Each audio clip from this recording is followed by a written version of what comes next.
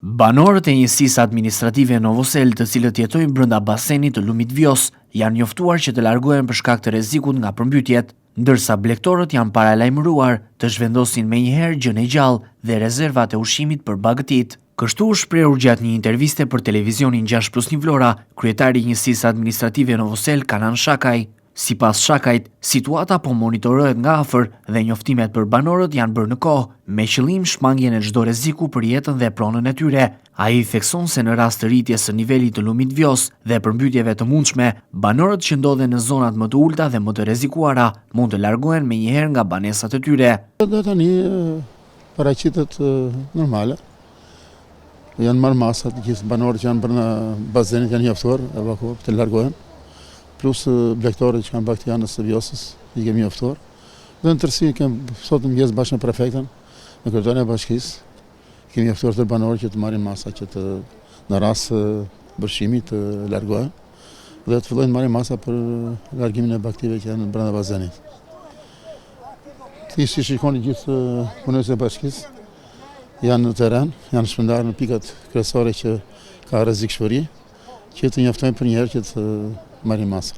Ndërkohë, punonjësit e Bashkisë së Vlorës në bashkëpunim me strukturat vendore dhe emergjencat civile kanë dalë në terren për të njoftuar banorët dermëder, si dhe për të verifikuar gjendjen në zonat problematike. Sipas Shakajt, ky proces po zhvillohet me përkushtim dhe koordinim të plot mes institucioneve, duke ju referuar sasisë së rreshjeve të shiut që kanë rënë dhe vazhdojnë të bien në zonat e Përmetit dhe Memaliajt. Kryetari i njësisë administrative Novosel parashikon se prurjet e lumit Vjos mund të jenë të njëjta me ato të muajit nëntor, ku u shënuan përmbytje të konsiderueshme në disa zona.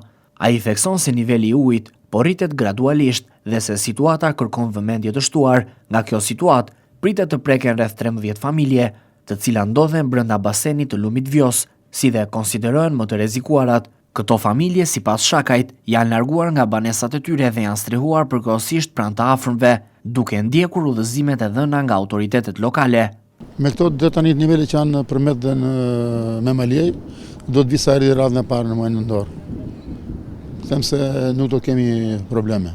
Do të jetë vetëm rreth bazenit që si gjithmonë si zakonisht. Vetëm 13 familje që do na preken që janë brenda bazenit. Pra parashikohet që 13 familje. 13 familje. Ato deri tani po thoj se u janë shafruar afër shtëpisë.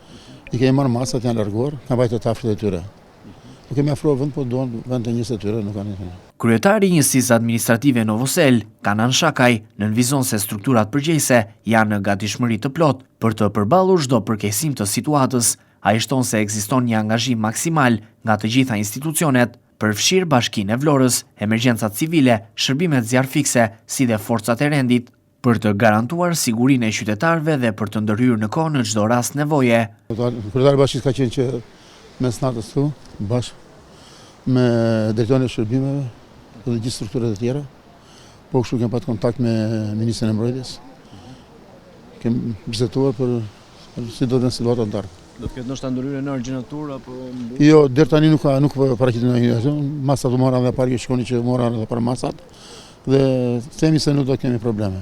Po vin nivele që pa parashikueshme, atë edhe nuk po me këto nivele që janë tani në Përmet dhe ato nuk paraqitet rrezikshmëri. Shakaj u bën thirrje banorëve të zonës që të tregojnë kujdes, të respektojnë udhëzimet e autoriteteve, si dhe të mos neglizhojnë njoftimet, pasi parandalimi dhe bashkëpunimi janë kyç për minimizimin e pasojave, si dhe përmbytjet e mundshme të lumit Vjos.